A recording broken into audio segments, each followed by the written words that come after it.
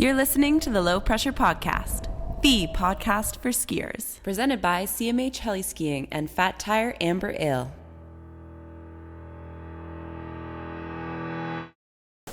It's been a while, Mark. It's been a while. It's been about 7 years, 8 Yeah. years, 7.5. You were on, I think, number 20. You and Elise came to the house. I didn't even know you. And you're like, sure, I'll come over to this random person's house. What's a podcast? Totally. That was before everybody had a podcast. It was.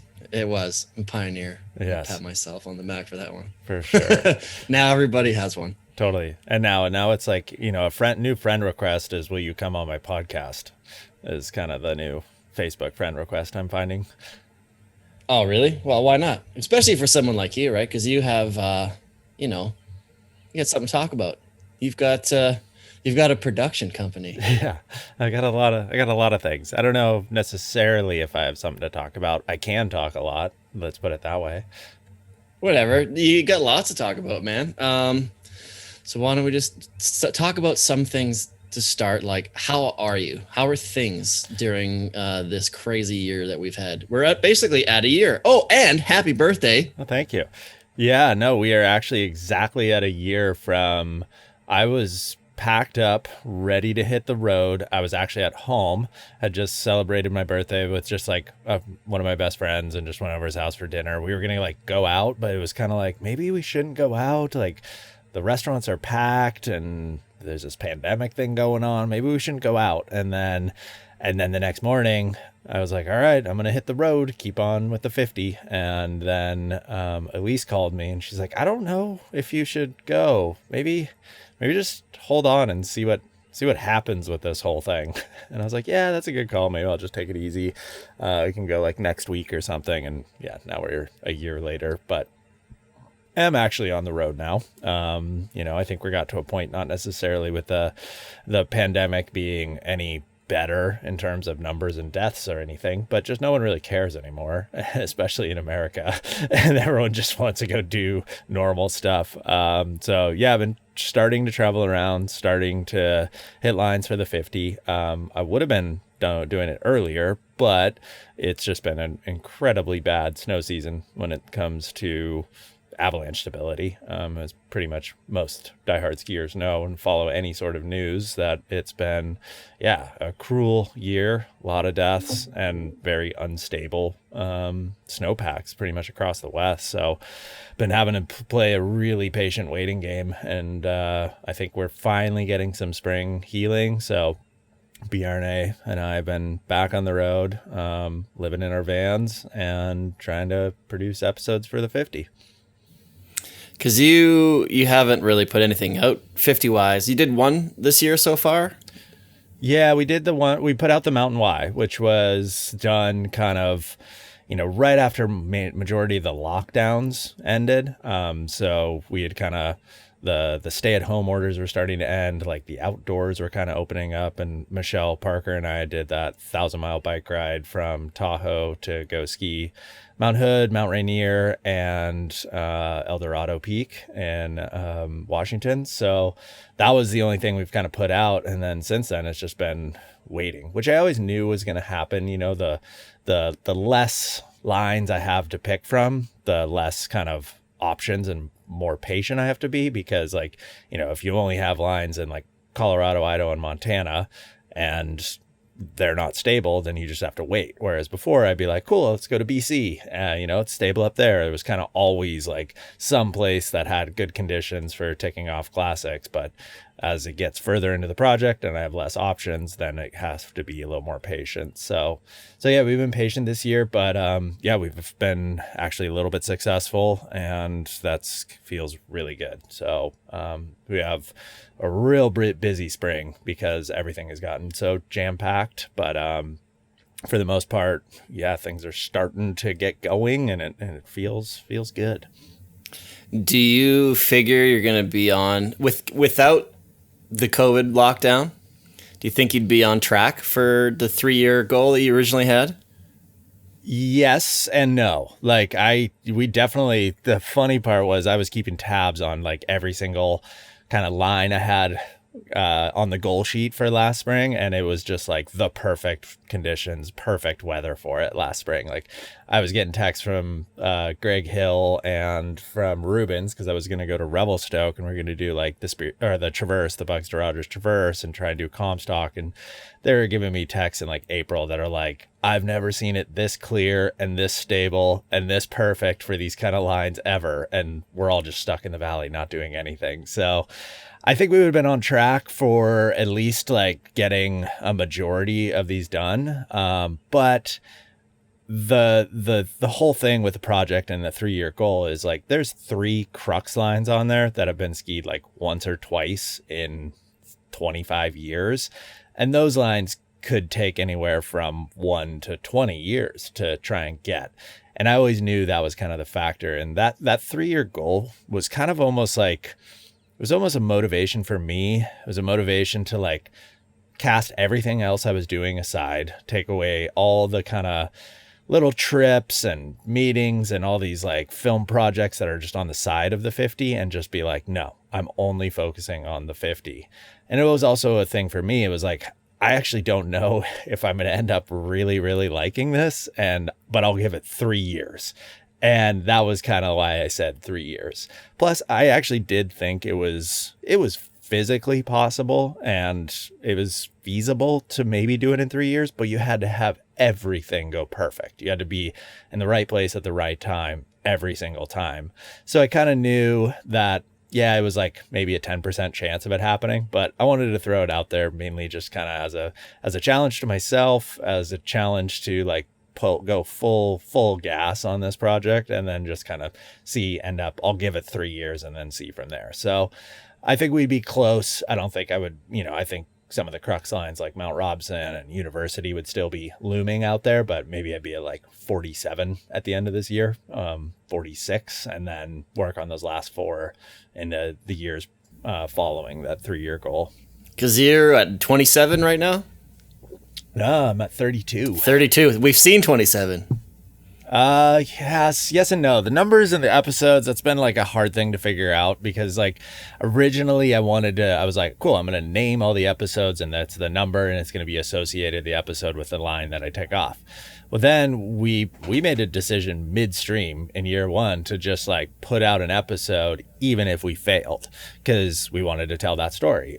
So all of a sudden, like episode 9 or 7 is like, we're trying the Sphinx or Pontoon and we didn't get it. So it doesn't kind of correlate to it.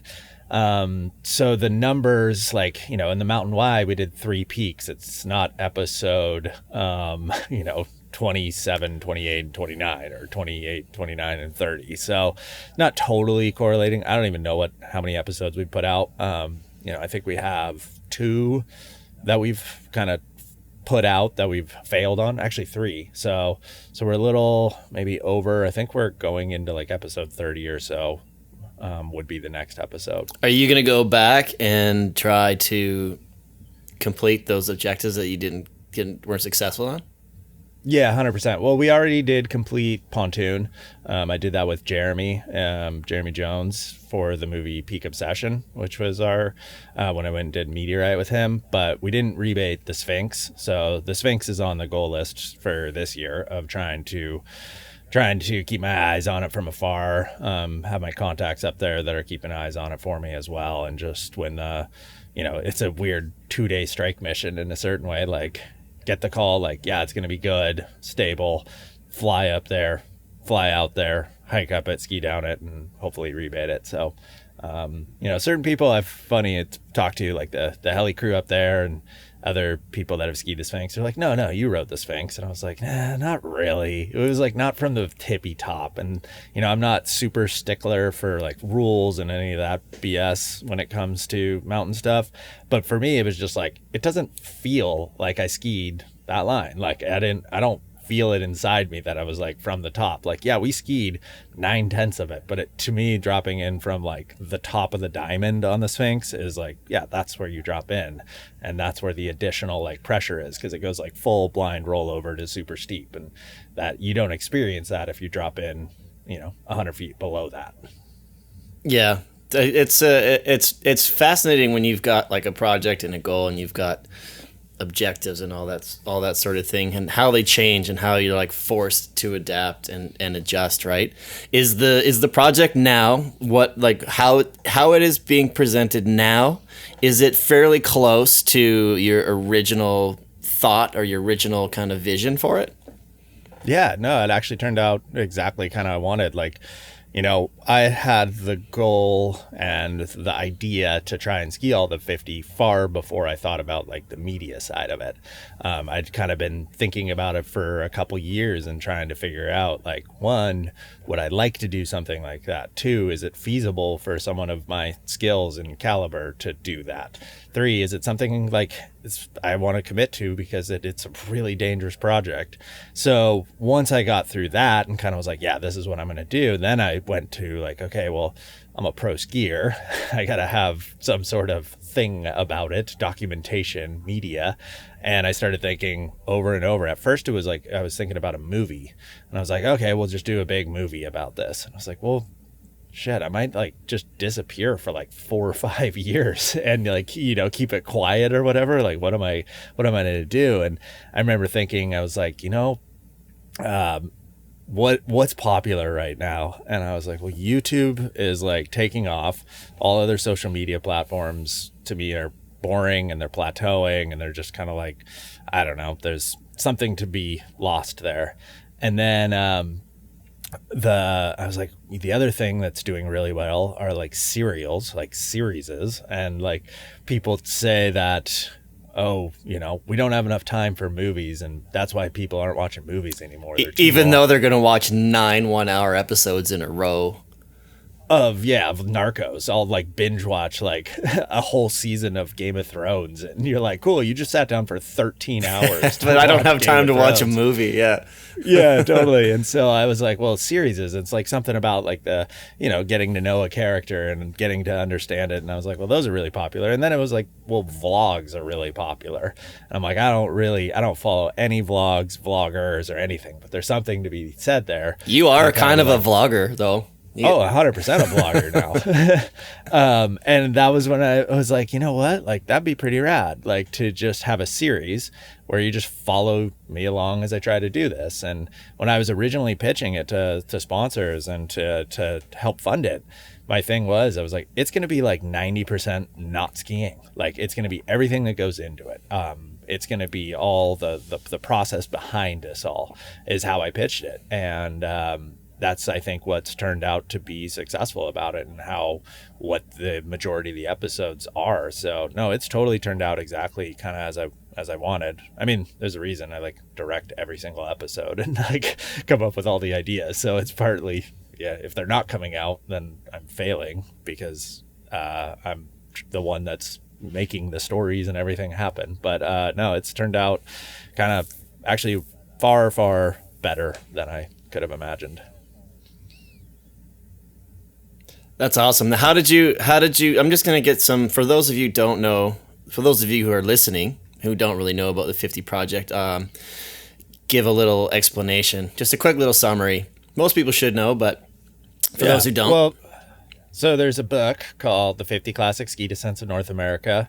It was put out about 10 years ago, and it documents all the kind of like, what defines a classic, I don't know, but it's like the classic big, like backcountry kind of ski mountaineering style lines across North America, and they're like pretty evenly distributed across Canada, the US, and states across the US. And my goal is to try and climb and ski all of them, which no one's ever done before. All of the lines have been skied individually at least once, but no one's skied all of them. So I set off on that goal in 2019 to try and do that, announce to the world that's what I'm going to try and do, and then I'm producing a video series for YouTube that follows me along as I try and do it. And each line gets its own episode, as I said, whether we succeed or fail, and just kind of it's like the reality behind climbing and skiing lines, the challenges, the safety aspects, the everything that goes into the puzzle piece of trying to ski big objectives. So that's kind of the long and short of it. When did you have that eureka moment? Like, you're looking at the book one day and you're like, this thing's really cool, and you're flipping through the pages or whatever. Was it like, I'm gonna do that? Or were you like, walking through Whole Foods or something like that and was like, oh yeah, I know what I'm gonna do? It was like the light bulb moment. Yeah. I have no idea when that hit. Like I got the book right when it came out, ironically, because I had photos in it. So Davenport, one of the authors, sent it to me, and I was like, cool, this is awesome. And it really didn't like capture me. I was just like, very much in free ride kind of stage. You're looking for spines and flipping off stuff. And this is all just like big couloirs and whatnot. And it wasn't until, I don't know, it was probably around 2015 that I started picking the book back up and started looking at lines again. And the cover, the University Peak, I was like, one day I got to ski that. That is like one of the raddest faces I've ever seen. It's an 8,000 foot ramp, like one of the biggest skiable steep ramps in the world. And then it slowly started, just was like, oh yeah, the Grand. I definitely got to do the Grand. I've spent a bunch of time in Jackson. I've always looked at it. And I think it just was this kind of like slow process of like adding one more line to the bucket list, and then eventually just thinking, well, you should just try and ski all of them. I want to say it was actually at Abma's house in Pemberton one year that all of a sudden I just thought about it. I want to think it was probably, I want to say that, and maybe in like 2018 or no, 2017. It was 2017, and I was like, all right, that's what you're gonna do. And then it's just this unsatiable idea, and the ball starts rolling like crazy. How did you end up getting Bjarne to sign on? And just give a little history of like maybe your history with him and how he came onto the project. Yeah, Bjarne Sahlen, he is the main cinematographer for the 50 and just pretty much partner for the project. He's been on up and down every single line that I have been, but he just has done it with cameras. So he has a heavier pack. But Bjarne is pretty legendary steep skier, ski mountaineer, cameraman, and cinematographer. He was best friends and partners with Andreas Franzen, legend of, guy that redefined steep skiing and ski mountaineering. And he had, in 2015, I met him on a trip, saw him a trip to Svalbard. He's just an awesome guy, super easy to get along with. And he had just moved to the US after that. He's Swedish. He'd been living in Chamonix for like 7-8 years. And, after the death of Andreas and after kind of, I don't know, he sounded like he was just kind of burnt on the Chamonix scene, that he decided to move to the States. He chased a girl across the pond, and then has been here ever since. And we've stayed in touch. We'd like skied a couple times after we went to Svalbard. He'd come down to Tahoe, and he called me out of the blue. Like when I was putting the project together, I was thinking, I'm like, okay, I got to hire like, a cinematographer for this month, and no one's willing to commit 100% to this. So I got to like figure out like kind of jerry rig who's going to come with me and figure out cinematographers on the fly, which I was like, okay, I piece it together. And he randomly, I think it was like in September of the year before I talked, he like calls me, and I just see his name flip up on my screen. I'm like, oh, he's hired. Like, it didn't even pick up the call. He was just like, and it like, I don't know why I didn't even think about it right off the bat, and probably because I'm used to him like working on other projects and being pretty busy and whatnot. And he called to see, he's like, hey, what are you up to this winter? And I just told him, I was like, do you want a job? I've got a job for you. And we talked through it all, pitched the idea for him, and yeah, pretty much ever since then he's been like, yeah, I'm in. And now he's the full-time cinematographer and partner for the 50. And I think it's been really cool, because he, to me right now, is probably one of the most famous cinematographers in skiing right now. I mean, if people know who Bjarne is, and it's really cool to see like him kind of being as established within kind of the series and associated with this project as I am. That's it's amazing how certain things are meant to be. Hey, Yeah. I love serendipity, or the word serendipitous is like one of my favorites, just because of everything it wraps around. Yeah. Those moments, right, where things are just right. You're like, oh, hey man, I got a job for you. Do you know? Like Totally. Oh, it was full of serendipity. Like, I almost feel bad for it because I'm like, why didn't I think of him? But he calls me out of the blue, and I'm like, yes, like it hit. It was like, yeah, that like God moment, just like, here you go. You know, you're like, I need a cinematographer, asking the heavens for it. And then like a day later, Bjarne calls you. You're like, oh, now, and then now, like, I assume that you're, I guess, for lack of a better term, his boss. So I'm sure you're paying for him over the next few years, right? So for a cinematographer like him, who now doesn't have to call all his buddies and say, hey, what are you up to this winter? He's got a solid paycheck for 2, 3, maybe it takes more than 3 years, right? Totally. Yeah, no, and that's like I'm his boss with air quotes, but and that's my job as like producing this thing and trying to raise the funds for it. And I want to make it worthwhile for him. It's a hard job, it's a dangerous job, and I want to give him like the security that he's like, cool, this is my job. I can work for 4 months, work my ass off at this and do it in a really good way, and it's something that's really hard that very few people on this planet can do, and pay his yearly salary in 4 months. So hopefully, he's growing alongside of this. And, I'm really psyched that 1, this has become his main thing. And 2, it's like left him to be pretty like comfortable and secure, and not be having to do like a lot of cinematographers do, is like chasing weekly film shoots and like taking jobs that don't pay well just because you need the money, or then randomly getting a call and that sets you up for the year. And it's a tough hustle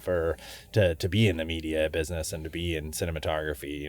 They can make really good money for a week on a shoot, and then they don't make money for 2 months straight. So it feels good to be able to kind of have a secure paycheck for Bjarne.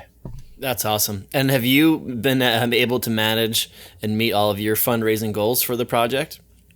Yeah, for the most part. I mean, it was definitely, year 1 was really tough. Like, one, I had the trust of sponsors and have been established enough. I think that it was, sponsors believed in me, but it was also, I was doing the math, and I realized I was like, okay, like this will be a pretty cheap project. We're just like driving around and, climbing lines. And then you start to add it up, and I was like, damn, like that got expensive quickly. Just like, and we're doing it as super budget as possible. Like I'm talking like a couple $1,000s per episode. And I would still, you're like, well, we put out 20 episodes and pay a cinematographer a full salary for 5 months. It got real expensive real quick. And so year 1, I dipped into my own pocket to fund it because I believed in it and I knew it was going to work. And then we proved that it was going to work in year 1. And we've been, able to raise more funds for the main thing, to make better episodes, to get better equipment, to travel quicker, to pay more for editing, pay more for music, all those like costs that really add up really quickly. So we've been able to meet our fundraising goals. I actually hired, for the first time in my life, an agent and kind of a co-producer on the 50 that's been helping me out, because it was just I was too overwhelmed with everything, from directing episodes to producing every single episode when we're on the road, to then figuring out the line, figuring out the safety, calling people, logging footage, to then also being like the liaison for every single sponsor that is helping this project along, and having to like sell it and try and raise money. It was just like, I'd never been busier in my life. And that's kind of crazy to say because I own a company and started a small business, and I'm like, this is way more busy than when we started Arcade. So bringing on an agent and kind of a co-producer has really helped alleviate some of the pressure, because otherwise I think I would have burned out just on the business side and production side of this project before I was going to burn out on the actual like skiing and climbing portion of it. So what are they taking care of now for you? He just takes care of pretty much all the business side of it. He's, the everything that has to do with every sponsor. He's helping me out with, small things. Like if I call him, I'm like, oh, we need insurance on this, he will get that going while I'm on the road. So all the everything that has to do with funding and or paying, he's dealing with. So it takes that burden of the finances off me, which is really nice. Well, it's excellent too, because when you really get down to the core of it, you are climbing mountains, right? Yes. And you need to be straight, right? Like when you're halfway up some sketchy line in ridiculously terrible conditions, which you have experienced, the last thing you need to know is like, oh my God, did I hit send on that insurance form? Or Totally. Do you know what I mean? Like, it was really tripping me out. And year one was so, just the knowledge, like where you're like, man, like, okay, we're going to fly to Alaska and make this call and it doesn't work out. And you're like, is the fact that I know we just spent $3,000 to get us all up here going to affect my decision making in the mountains? And I'm like, I can't have that. I have to like keep focused on the objective and the safety, and not know that, like, have to worry about like, yeah, exactly, some permit issue or some financing issue, or God, I still haven't gotten that sponsor an email back while you're standing on top of a line. Or you're like, oh my God, it's Elisa's birthday. Forgot. Totally. Something like that. Yeah. No, I can get very lost in my goals. So I do tend to ignore a lot of other things in life when I'm on a path of one kind of goal in mind. Maybe tell me a little bit more about that too, because you've got this all-encompassing life project, right? But as you mentioned before, you have a company as well, Arcade Belts, which is doing quite well. And then you also have a wife and a little dog, but she has her own career as well, which takes a lot of her time during the same amount, basically the same time period. How have you been able to manage that? How has the 50 project kind of affected those relationships?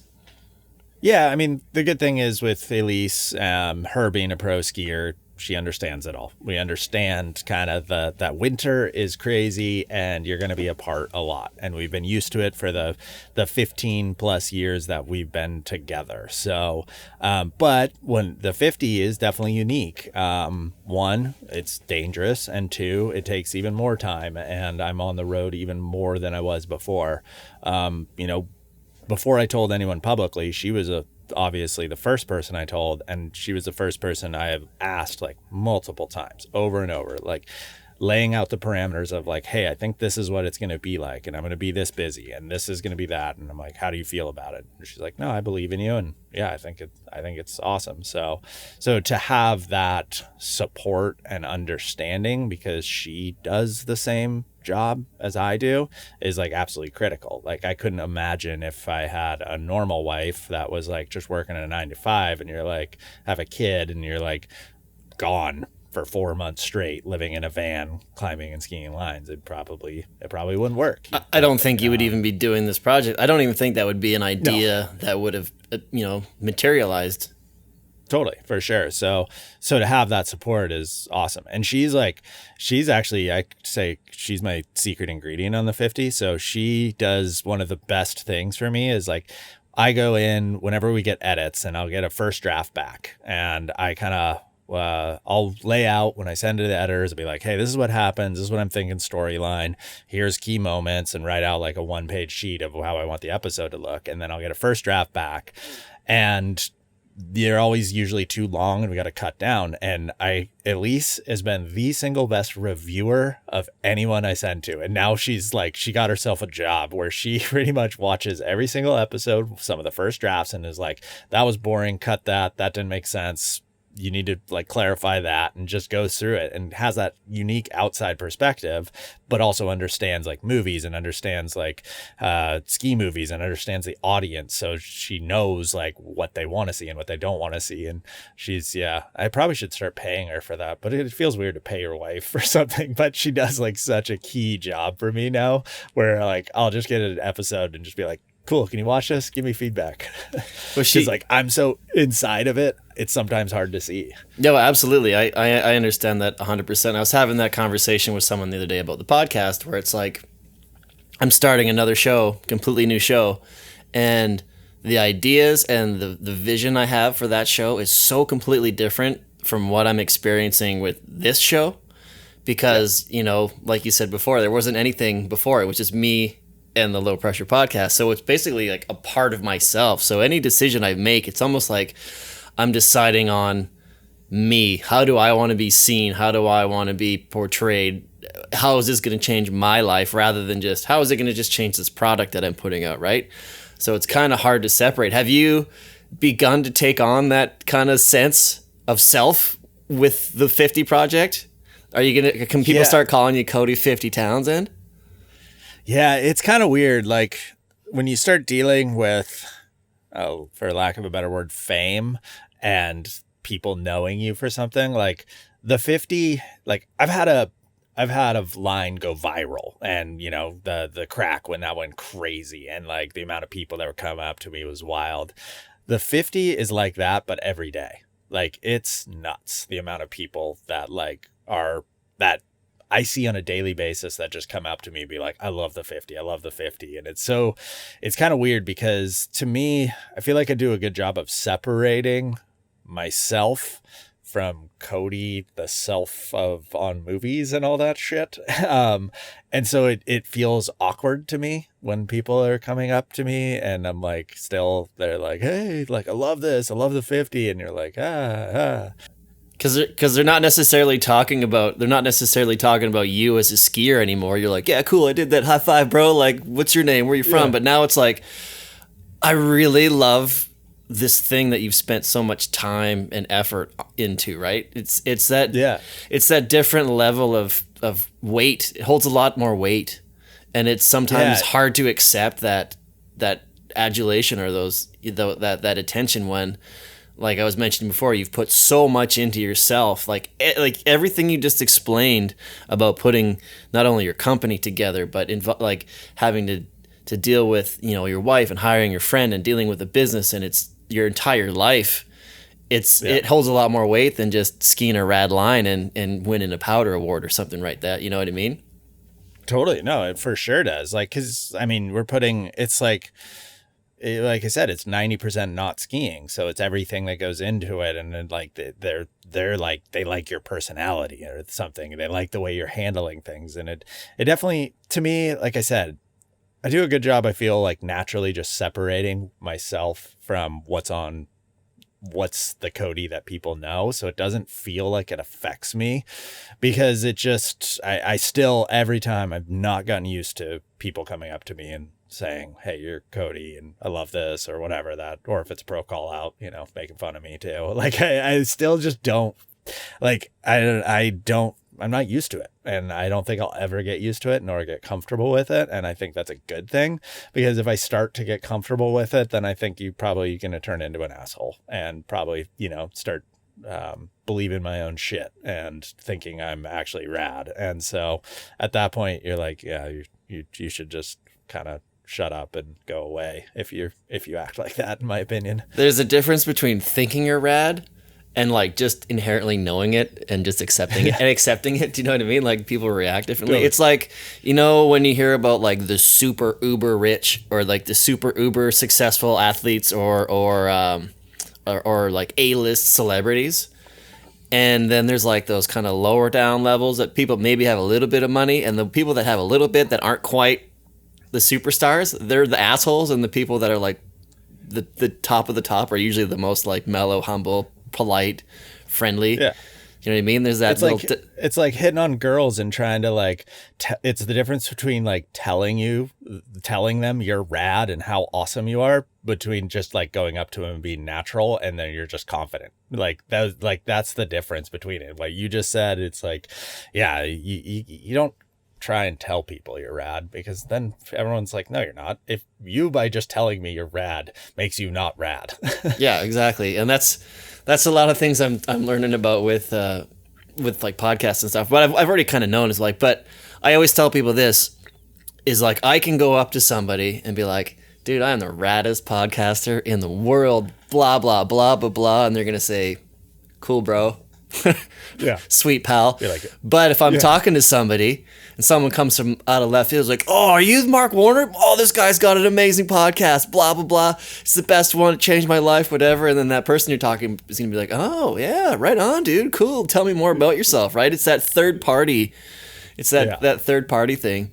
So you've got a lot of word of mouth. Like, so with the YouTube thing, was that kind of difficult to kind of figure out how you wanted to put that together, or it was just a matter of, okay, I've got content, I'm going to put it out? Because I think right now, I think I checked yesterday when I checked, I think you're at like just shy of 87,000 subscribers on YouTube. Yeah, no, we're which is funny because I'm actually I suck at YouTube, I think, compared to like the way people should do it to get subscribers and whatnot. Like, it's just been like super natural. Like, you know, I'm not the vlogger that goes on there like, hey guys, come on, don't forget to like, subscribe, and comment below, help out the algorithm, go here. And like every episode they do that, and I don't do that. So no, our subscriber numbers are good. We're at like 8.5 million total views. You know, our best episode is at about 900,000 views, and like, yeah, we're like gonna hit 1 million on that one. So which one's that one? The Peak Obsession, the kind of short movie that I call like a super episode. That was with Jeremy Jones, and the Meteorite and Pontoon that we did together. And so yeah, like the YouTube thing though, at first it was like pretty hard to figure out. Like I'd put a couple random videos on YouTube, but didn't understand the ecosystem, and kind of tried to learn on the fly as I was putting out episodes. And like one of the things I learned was at one point, so I'd like put the titles out there, and I was like, okay, it's called the 50 episode this, and then I'd put like Mount Moran or whatever. And then I changed once so I did the Grand Teton with Jimmy Chin. So I put episode 13, or like the 50 episode 13, and it was like Grand Teton. And then I changed it the Grand Teton with Jimmy Chin, and all of a sudden the like numbers just went whoop up, and I was like, oh, okay, so change the title. And then I like started learning. I was like, oh, my thumbnails, they really suck. I was just like putting random screenshots with no like titling, and then I started going in and, you know, building the thumbnails in Photoshop from a good photo and titling it properly so it comes up there. So I've been learning on the fly on like how to do YouTube, and it's crazy because they do a good job of like giving you the analytics, and so you can kind of learn through trial and error and figure it out. I'll do like A/B testing on changing titles, changing kind of the thumbnail, changing tags, how we're sharing it and whatnot. What's like, you know, the hook in the beginning of the episode. I always try and start the episode with a 5 to 10 second hook, like the most funny moment, the most intense moment, so that when you watch the first 5 seconds, you're like, ah, shit, now I got to watch this whole thing. So, because what was that about? So I've been like learning all those little details on like how to get your stuff out there. I mean, ultimately it doesn't affect what we're shooting story wise, because I'm just trying to tell the story of the mountain, but all the figuring out little details of so people can actually see this on YouTube has been pretty interesting to figure out. Well, that's the whole point of the project too, right? Is you wanted to do this as a personal challenge. 2, well, it's part of my career as well. It's kind of my legacy. Yeah. So I obviously want this to be as good as possible. I'm not going to like spend all of this time, all of this money and effort and everything that you've laid out in the last half hour to just put out some kind of garbage and not follow through, right? Totally. Yeah. No. And I realized I don't like sucking at stuff. If I'm going to do something, I want to do it well. No, it doesn't matter what it is. I want to be good at it. And so like, if I'm going to do it, I want to be good at it, and I'm going to try and figure out how to be good at it. So yeah, when it comes to, I put tons of energy. Like I was telling you before, I'm like some of the busiest I've ever been putting this together, most stressed I've ever been putting this thing together. So if I'm going to do it, I'm going to do it well. Well, you're doing it quite well. Do you think you're going to get to have you thought about getting one of those little, what is it, a golden or the silver button? The YouTube button? Oh yeah, when you hit 100,000 subscribers. I just learned about that. Dave Amaral told me about that. Oh yeah? Yeah, and I was like, he's like, yeah, you get 100,000 subscribers and they like mail you a medal or something. I was like, oh, cool. Yeah, it's like one of those little YouTube logos. I think it's gold or it's platinum or something like that. And then does that unlock like another level of like revenue from ads and things like that? Like, are you able right now with the kind of YouTube income to basically take care of certain aspects? Like, are you paying for gas, or is it negligible? It's pretty negligible. So I don't run ads on most of the episodes. Pretty much all the ski episodes, I don't. You have the ability on YouTube to either say, do you want to monetize this and put ads, or do you want to not? And I do that for two reasons. One, because I don't find it fair to the sponsors that are actually supporting this to put like some random ad in front of what they're actually helping put out there. They don't, like, these sponsors, they're not seeing it. It's not advertising their products. They're like supporting a rad project. Like, I get that from like, Solomon and Yeti. They're just like, yeah, I'm like, what do you guys want out of it? And they're like, nothing. Just like, yeah, it's awesome. This is great. It's doing well. We want this out there. That's all they really care about. They don't care that you're like trying to like sell products on this. They think it's good content. They want to support good content, but I still don't think it's fair to put ads in front of them. The second thing is I'm running a real gray area when it comes to permitting, and permitting in national parks, permitting in wilderness areas, all that kind of stuff it's a weird kind of system. So one of the things I try and do is tell them, which it's not really, it's like a non-commercial project. It's on my personal YouTube. I'm not making money from this. As I told people, like, I paid out of pocket to make this happen. Sure, it's being supported by sponsors, but it wouldn't exist without sponsors. I actually had a debate with a national park official where they're like, well, why do you're a sponsored skier and you have logos in there? I'm like, yeah, because they're like producing and helping fund this project. It's not like an advertisement for them. And they were like, well, we don't want to give you a permit because of that. And I was like, well, what if I was just a rich kid and I was doing this on my own? Then I could do it. But since this is my job, I can't do this. And they were like, well, yeah, it's kind of a good point. You're like, you're questioning my source of making this reality and saying, like, if I was independently wealthy, I could get a film permit. But since I make my money from ski companies, I can't get a film permit. So for me, when it comes to like the monetization side of it, again, when it goes to the permits, I play it as like, yeah, no, this is not commercial. Like, this isn't something that's advertising people's products. This isn't something where I'm making money off of. This is something that's just documenting me trying to do this. Yes, I get income from ski sponsors, but that's almost separate from that. I could be doing that in a number of different ways. This is just what I'm doing now. So I don't really engage with the monetization side of it.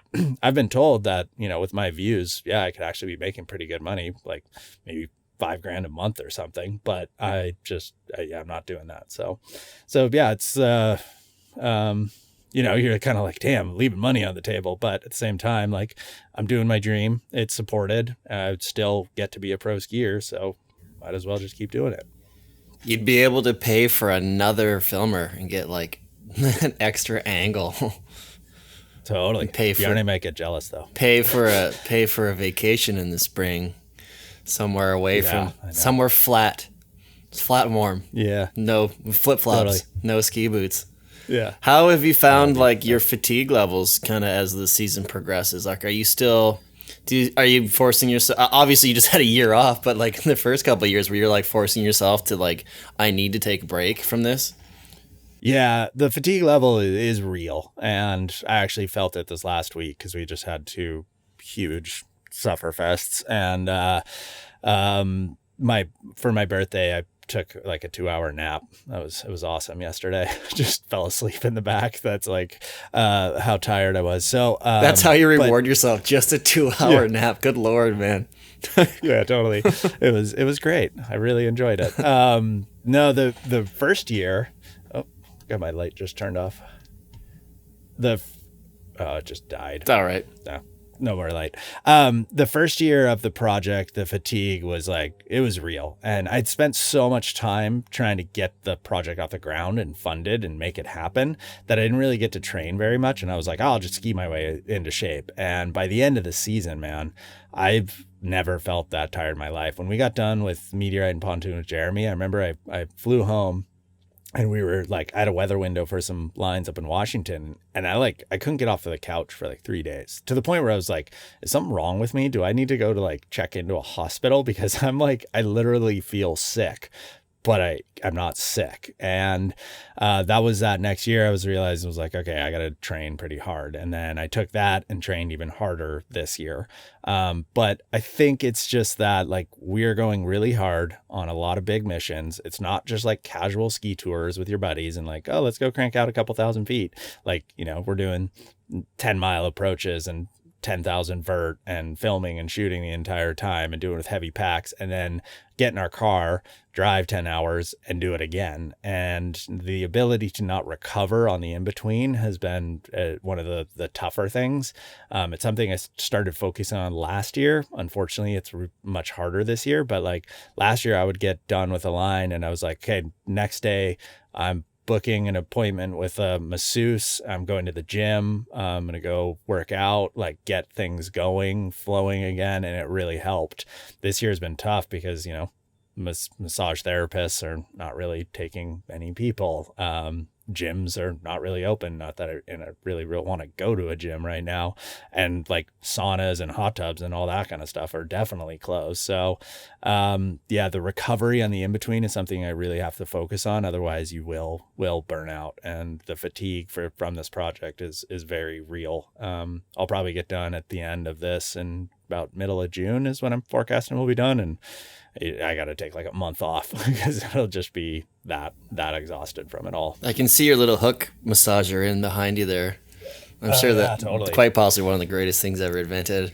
Do you have... and I have my Hyperice, the Theragun thing that like literally sits in my passenger seat in my van because I'll just drive and just like work out my IT bands and try and tighten, like get everything loose again. Like otherwise you're screwed. Yeah, I got one for Christmas, and it's the best thing ever. Just sitting at the desk in front of the computer and just getting right into the hip flexors, man. It's the best. It's absolutely invaluable. So I was talking to Stan Ray the other day. We went for a dog walk before, and he unfortunately blew his knee. And he wanted me to ask you if you're ever going to ski powder again. No. Powder's for skiers that can't ski very good. Fair enough. Yeah, that's. He wanted to ask if you're ever going to start skiing again. Yeah, I hope so one day. The powder will be back. As it stands right now, like our kind of plan.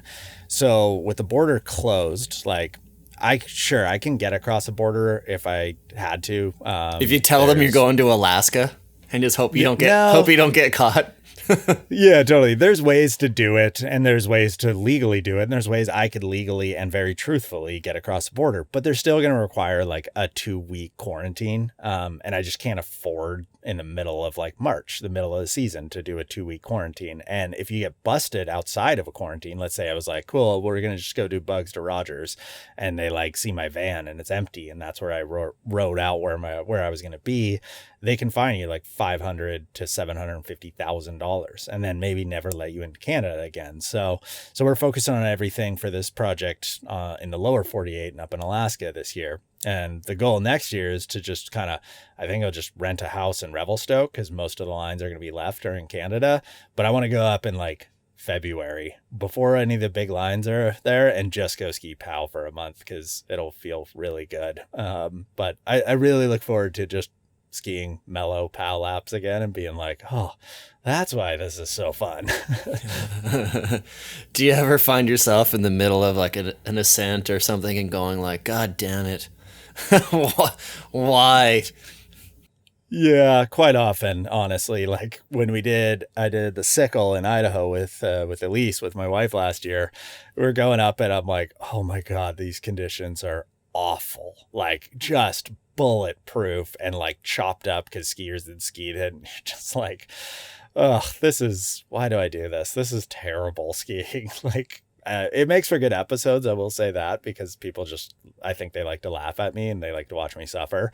So it does make for good comedy and good episode, but people still are like, God damn it, that looks awful. Why would you do it then? And you're like, well, because I'm trying to tick off all these lines. You can't always hit them on perfect conditions. So occasionally we do get rewarded. Mount Moran last year was all time, like 6,000 feet of sustained POW skiing the entire time. And occasionally you get that. And then the reward is real sweet when that happens. It's just hard to nail it on big objective skiing to get it in perfect conditions. I hear you.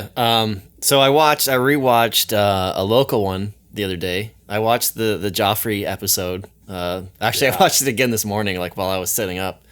And like you said, sometimes you have ones that don't really kind of work out the way that you wanted, and like that one sticks out to me, obviously, because I live nearby, and definitely on the episode you may have mentioned Last Descent, but how prophetic was that actually? Dude, there was like 2 prophecies in that thing. One, in the beginning of the episode, I mentioned how 3 people in 2015 were climbing Joffrey Couloir, the central Couloir, and were roped up together, and someone fell, and then they all fell, and they all ended up dying. And I remember being in Whistler when that happened and reading the news about it, and I was like, whoa, I didn't even know where Joffrey Peak was, but I was like, whoa, that's gnarly. And so I mentioned that in the beginning of the episode. And then at the end of the episode, we witnessed someone fall down Central Couloir and go and rescue them. And it was like, what the hell? Like, I remember when I watched it happen and realizing it was a human tumbling down, and I'm like, what the fuck, man? Like, I was just talking about this, of how people fall down this thing and die. And I'm like, I think I just watched someone die before my very eyes. So there was that. Luckily, the guy didn't end up dying. We were able to rescue him, and he wasn't injured enough. Thanks to you, right place, right time, like perfect timing. Straight miracle. Like I think about it because there's this like thing with your eyes, and you're able to see movement with your eyes 80 times easier than you can see. Like if you see something moving across your face, you can recognize it a lot quicker, as opposed to if it's stationary. Like if a human's just sitting in the woods in camouflage, you can't see him, but the moment they move, you can see him. And I think about it, if I pulled up 30 seconds later to the bottom of that spot where I like stop and look back up at the couloir, I would have just seen what looked like a little rock at the bottom of Central Couloir, and would have thought like, okay, there was a rock there. I didn't see that before, and we would have skied off. But because I actually witnessed the fall, I was able to see it. And I think with Bjarne, like it took him a while to spot him because he didn't get to see the person move. And I was just like, no, he's right there. And he's like, what are you talking about? And then he's like, holy shit. So absolute miracle that we saw him. I don't know how that kind of worked out, where the timing of the universe worked so that we could see that guy fall down it, and we're able to help rescue him. And then the other prophecy was, John Johnson and Tobin had told me like, we think the potential for a last descent is real because the glacier's receding. So the snow's not connecting to the bottom anymore. And it's just not filling in anymore. A little did I know, I was talking about glaciers receding, that the whole entire North Face would fall down that very summer. And like, I remember the mountain the mountain literally collapsed. Yeah. Yeah. Like the Central Couloir and Twisting Couloir are just no longer even skiable, and they don't exist because it's a giant cliff. So yeah, that was really kind of a strange episode. Yeah, absolutely. Are there any others that kind of stick out in your mind that just kind of stay with you? After a while, like I can say for myself, people are like, hey, remember when you did that episode and you said that thing to that person? I'm like, no, I don't remember that at all. Right. So once you get more in the bank, you're going to have less and less, unless you have one of those crazy memories. But some of them do actually stick out. Like, what are some of the ones in your head that are like with you? They live rent free in your brain all the time. I would say episodes like the Grand Teton, where it was stick out to me so much.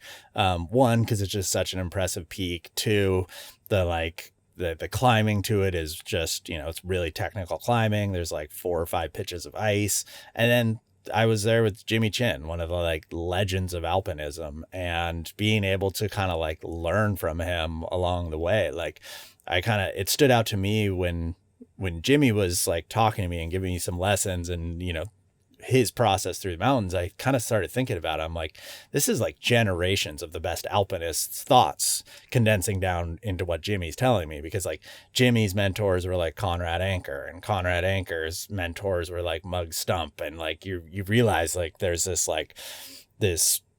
40-year 100-year knowledge of mountaineering condensed down into what Jimmy's telling me in this very moment and the way he's approaching mountains. And so to me, that episode really stood out just because it was such a unique peak and there was such a legend. But I would say a lot of the episodes have something I'll kind of remember one signature cool thing about. And one of the things that's cool about this project in general, is like lines that I didn't necessarily think would really stick out of my head or have stuck out of my head. Like there's a line in southern Utah, Mount Tuckanuckavitz, super mellow line. Like it's just like 2,000 foot, good, mellow blue slope ski. But where it is in the world is near Moab. It's unbelievably beautiful.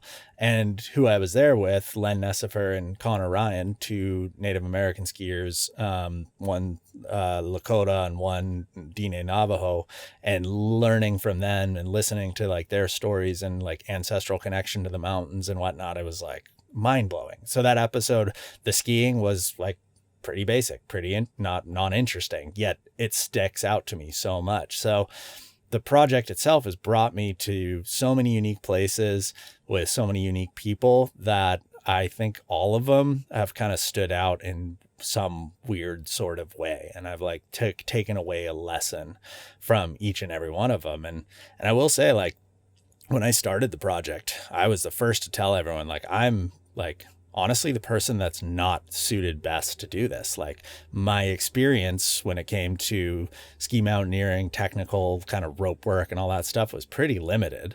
But I was using this project as an excuse to kind of learn. Like we're like, well, you're going to have to learn ice climbing if you want to climb the Grand. So better learn ice climbing. And it like forced my hand to learn these things. So it's totally turned out to be true, where I'm just like learning along the way all these lessons. And even now, 3 years in, I've gained a lot of confidence in myself and knowing how to do these things, but I'm still learning lessons every single time I go out there. And I think that's been probably the coolest part of this project, is like just continually evolving in the mountains and learning how to move through them safely, learning how to navigate them, learning how to put the puzzle piece together to go up and have a successful and fun day in the mountains.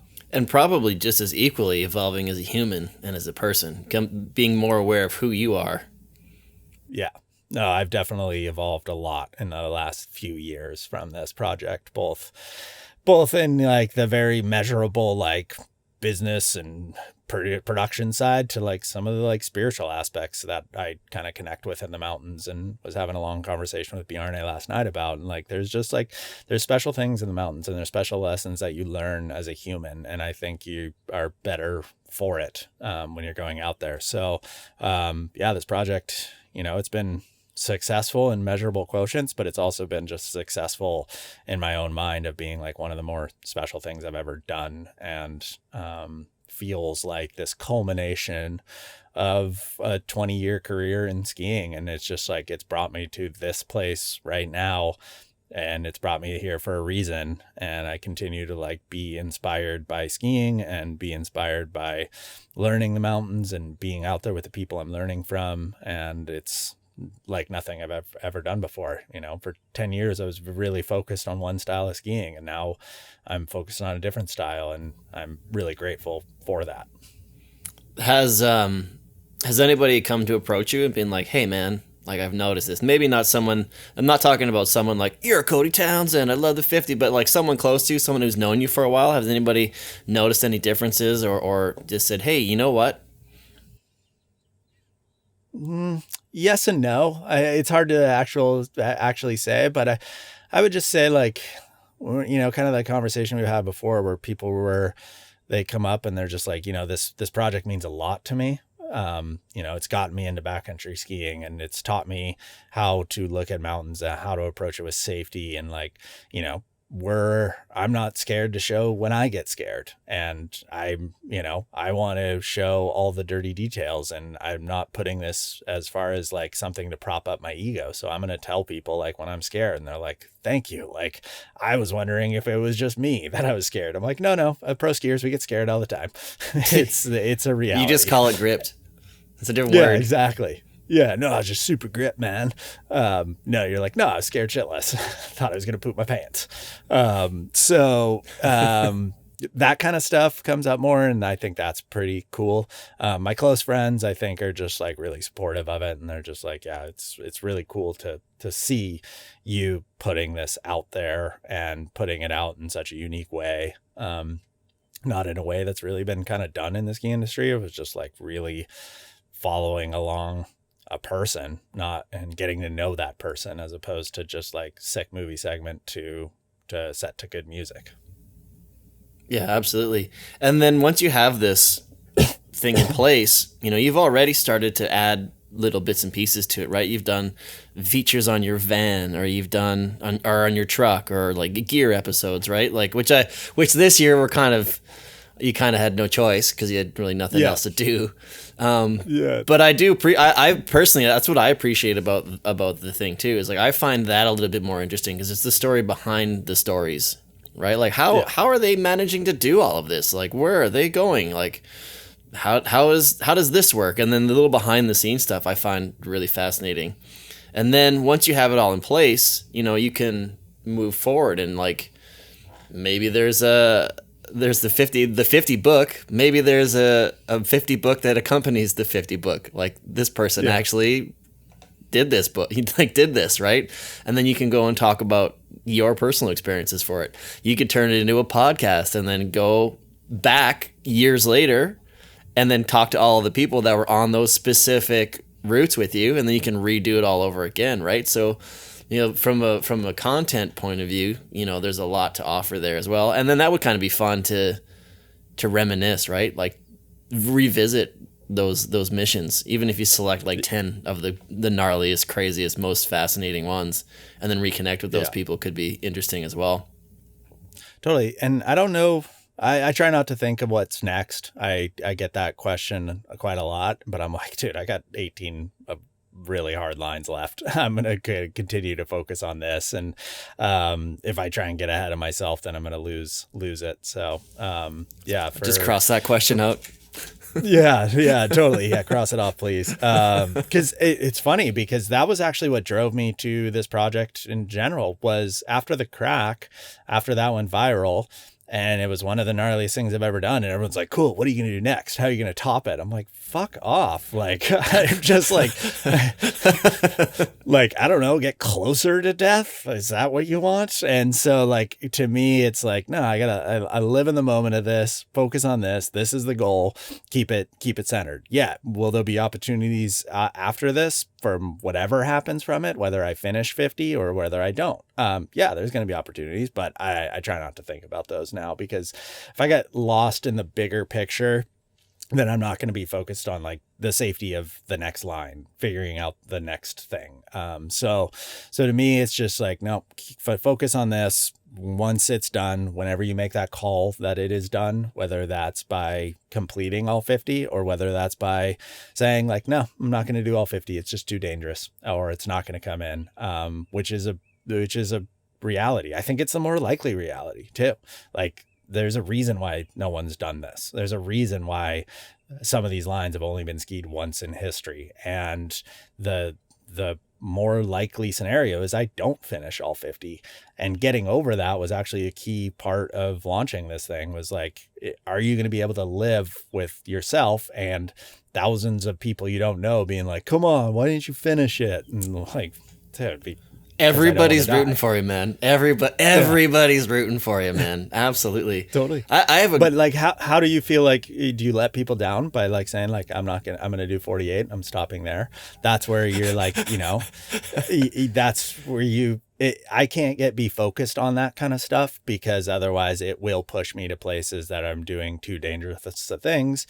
And then that breaks my number one rule for this entire project. I tell people like, there's 3 priorities I have in this project. And one is don't die. And that's like very, very number one goal. 2 is have fun. And 3 is ski all 50. And if I start breaking those rules, where like, if at one point of this, I'm just like, I'm not having fun with this anymore. This is just a grind. I hate this. I don't want to do this anymore. well, one, I'm going to start putting myself in scenarios that is dangerous because I'm not focused. I'm not inspired by it. So that starts to potentially break rule number one. So to me, like, that's how I try and think about it. And that exact order is like, don't die, have fun, ski all 50. And skiing all 50 is the third priority of this, because the other two are way more important in life. Those are pretty good goals. I was just thinking, like, say you said, if I just cut it off at 48, that would be a good way. I know you're not overly political, but you are kind of involved with like POW, and you've got the mountain community and a lot of the causes kind of on your mind. And I was thinking about, just when you said that, I'm like, that would be an amazing way to draw attention to a cause, and be like, hey, I'm stopping at 47 or 49 because of this, as like a protest or something like that. Like, I don't ever see that happening, but that for some reason that thought just popped in my head. So if you ever have some sort of really important cause, that's a good way to justify it. I like that. That's a good way to think about it. Right. So there's or maybe you've decided in your head, I don't want to do this anymore anyways, but how can I turn this into a positive or benefit from it in a way that I can do good in the world? There's going to be 150,000 people following on YouTube. Be like, well, I'm not doing this anymore, and this is why. I need you to go out and vote or rally the troops, and then maybe I'll go and do this last one. Totally, exactly. I realized I can't stop at 45.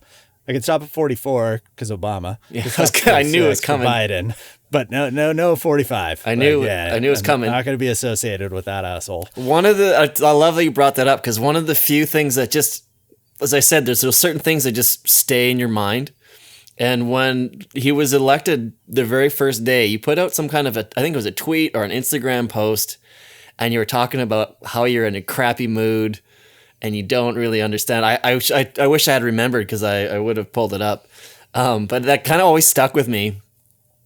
And I think you may have put some kind of message of hope in there or something along those lines. It did not turn out that way at all. No, it was, that was awful. And, like, I'm not afraid to say it, like, that guy's a fucking asshole. And he, like, the cult of personalities he's inspired, and the like quasi messiah style status that people hold him in. You're like, you guys are out of your mind. Like, he's a politician. Just like, I heavily campaigned for Biden.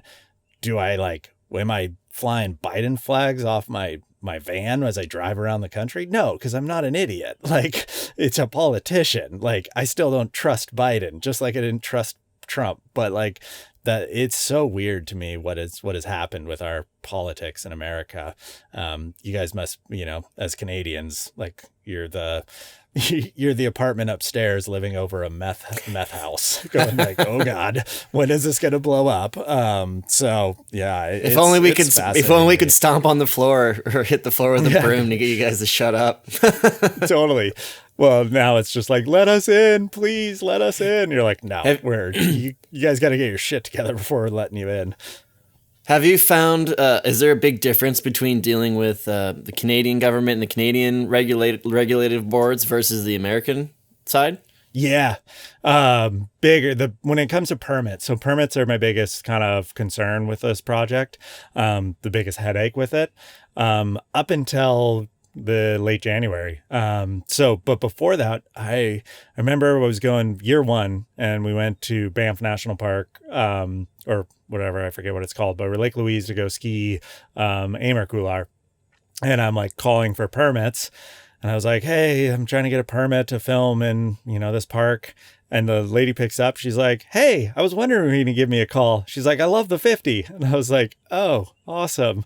And she's like, yeah, so we have a new thing where if you're under 6 people, you don't need a permit. All you have to do is fill out a registration and you're good to go. Don't fly drones. And I was like, okay, that's it. And she's like, yeah.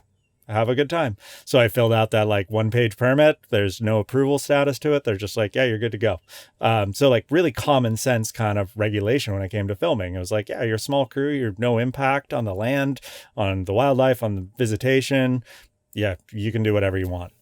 She was expecting the call too. That's great. Totally. It was awesome. So I found like filming in parks in Canada is quite easy. And then the US was quite the opposite, where every time I would go to a park and I was dealing with these like bureaucrats who individually interpret the law and policy differently. Like I would get, talking to one park and they'd be like, yeah, you're good to go. And then I would talk to another park and be like, no, we're not giving you a permit. I'm like, but they gave me one. They're like, yeah, we don't care. So, but up until a month ago or 2 months ago now, there's a new ruling in a federal court where permitting systems in national parks were just deemed unconstitutional because they infringe upon First Amendment rights, because they were judging the content that you were putting out to award you a permit. So they were saying like, you have to essentially promote the park and its wilderness character in a unique way. And then someone took them to court and was like, that's saying, you can't, that's saying the government is regulating your speech. And so it just got deemed unconstitutional. Well, that just changed my entire world. So now I can kind of get permits. Still dealing with a little bit of headaches, I've realized, because again, the individual interpretation of these policies from park to park, it's a very decentralized system. But I've been on the phone with lawyers left and right trying to figure it out. I actually talked to the lawyer that won the case in federal court.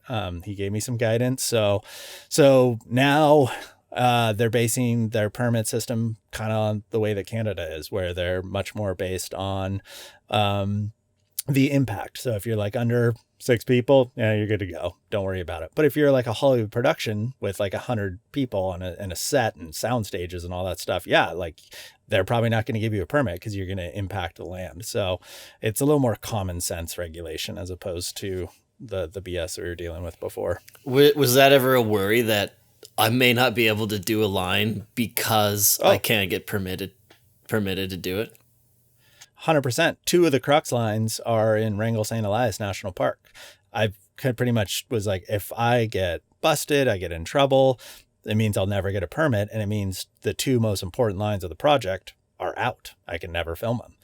And I had plans. I was like, well, my only course of action when it gets to that point, if I don't get permits, then I'm going to try and sue the federal government, because I did feel like, again, I'm like, this feels wrong the way they do it. And I was like starting to talk with lawyers and they're like, yeah, that does seem a little funky. Luckily, someone else took that up took that kind of same thought that I did and took it up in court and won. So it was a huge worry for me. It was like, if I get busted for something, I don't know, like because of the fact that like I could have one land manager tell me like, yeah, you're good to go. And then another land manager be a complete dick and say like, no, you can't film and we're going to fine you for that. So yeah, it's been a worry for sure. I get a lot of calls. The popularity of the project is definitely, I get more and more eyes on me. When I went to Mount Rainier, which I got denied a permit for, mainly just because of timing. This last summer, like I call them and they're like, hey, like, welcome back. Like, I was like, oh God. They're like, yeah, you're going to need a film permit again. I'm like, man, there's too many eyes on me. When I was just in another park recently, I had a ranger come up to me and tell me, he's like, yeah, I love the project. We actually use your videos to train our staff. I'm like, Jesus. And then I'm like, but your like partner and at the park is trying to deny me a permit. I'm like, this is so weird. So yeah, that side of it is definitely really stressful. It's really an annoying thing that I have to worry about. Well, it's just one more thing. Well, you're doing an amazing job. I'm enjoying them, and I'm sure everyone else is. Thanks for your time. I'm not going to ask you what's next because we already covered that. Yeah. I crossed that one out. What should people know? What's happening now? Well, currently, Bjarne and I are back on the road. So we are producing episodes. I'm not going to say where we've skied. I'm not going to say what we're going to ski next, because we actually try and throw people off our scent, because we've had people like, I think that almost know that like I've showed up in town and they're like, oh, that line must be good to go. And they'll go for it before us. Like as if we did all the research. They know. Oh, really? You get poached? Getting poached. Got poached a couple times. Have you been poached? Oh, yeah, for sure. Really? So by people because of that, or just because they're already planning on it? I think because I don't know, but it's really hard to actually say, but we've been poached. And by people that are like, yeah, I heard you were in town, so we decided to go for it, and like that kind of stuff. So we try and throw people off our scent now. So I'm not going to tell people where I'm at. Like the partners I go with, I'm like, don't post about this, post in a week or whatever. So we got to be our like secret mission. Unfortunately, I'm also now in a very like flashy van that everyone can recognize. So I show up into town and people are like, oh, Cody's here. I'm like, damn it.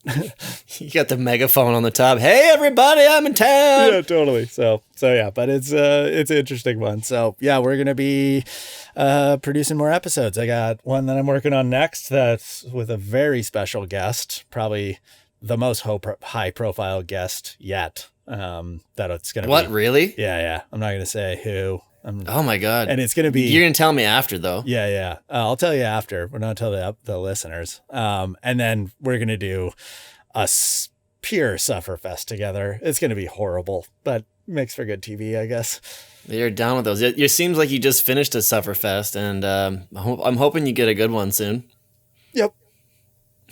Yeah. No, suffering is like people love watching it, so I'll keep doing it. All right. So for those of people who are still just learning about the 50 Project through this awesome conversation, where can they go to learn about it and catch up?